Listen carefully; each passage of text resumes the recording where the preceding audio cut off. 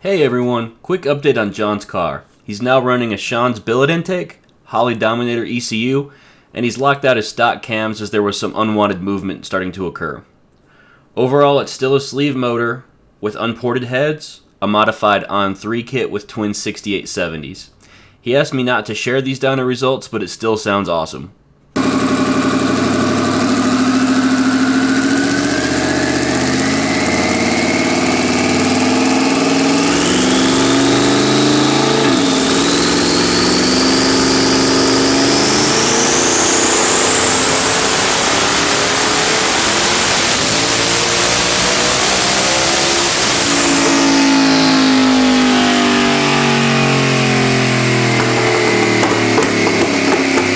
So this footage is from Small Tire Harvest, and I'll be definitely covering that event later, but right now he thinks he's found the combination's limiting factor, and it appears to be the On3 manifolds, as more boost doesn't really seem to be resulting in the desired trap speeds.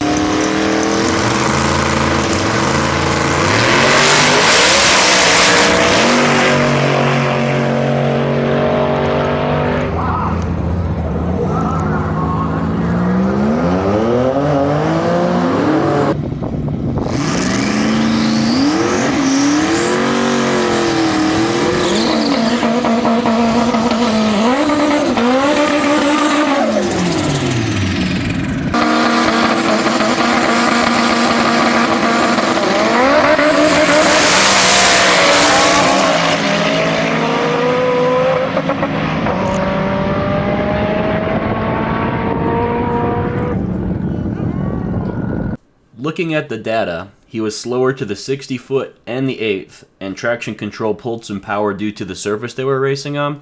So once the next bottleneck is removed, I'm definitely looking forward to seeing the results, as the XDR class is definitely a fast world to compete in.